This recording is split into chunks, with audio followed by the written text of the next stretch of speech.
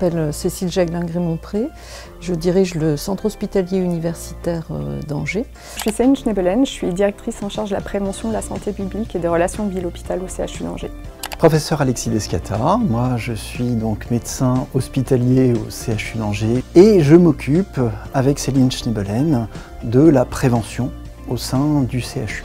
Je suis Ali Chararé, je suis médecin cardiologue. Je suis Olivier Leroy, médecin généraliste installé sur Angers.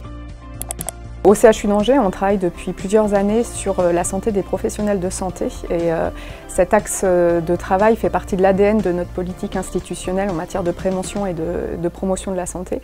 Et donc pour nous, il était évident de candidater au prix santé des soignants piloté par la Fondation des hôpitaux et la Fondation MNH, puisque nous avions l'ambition de développer un projet de centre de santé dédié aux professionnels de santé du territoire, aussi bien pour les professionnels hospitaliers que les professionnels libéraux. Le projet s'est intégré sur la question du professionnel de santé et notamment de la santé du professionnel de santé. On s'aperçoit que les professionnels de santé ont moins accès, soit parce qu'ils n'ont pas le temps, soit parce qu'ils n'ont pas les moyens, d'avoir accès à un soin, une prévention qui soit optimale.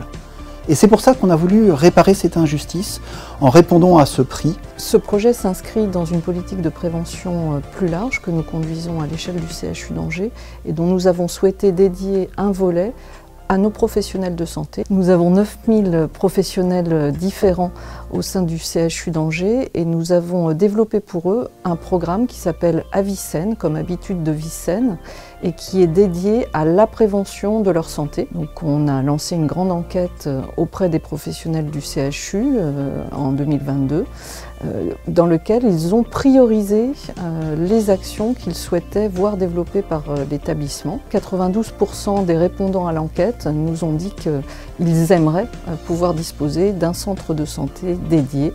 Et donc ce projet, il va voir le jour dans le cadre d'une maison médicale qui se situe dans un quartier de la ville d'Angers.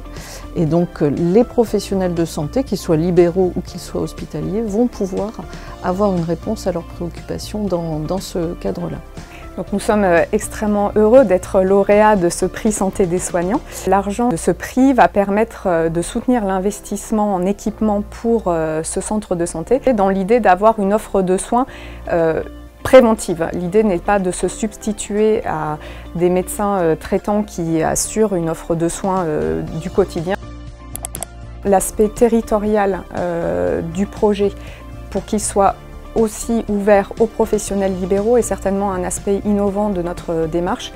Et puis les modalités de pilotage du projet sont aussi, je pense, innovantes, puisque ce projet-là va se conduire en partenariat étroit avec nos partenaires de la médecine de ville. Je suis là en tant que représentant du conseil départemental de l'ordre des médecins de Maine-et-Loire. Nous sommes heureux de faire partie de ce comité parce qu'en fait, ce projet coïncide avec les circulaires du Conseil national de l'ordre qui nous demande de proposer un projet de prévention aux professionnels de santé, notamment les médecins. Et dans ce cadre-là, l'ordre est l'intermédiaire de toutes les instances, toutes les structures qui incluent les médecins et leurs projets. Je suis président de l'association des professionnels de santé angevin et dans ce cadre, nous avons créé une maison médicale angevine pour accueillir les professionnels de santé qui pourraient nécessiter une prise en charge médicale. Nous avons été sollicités par le CHU.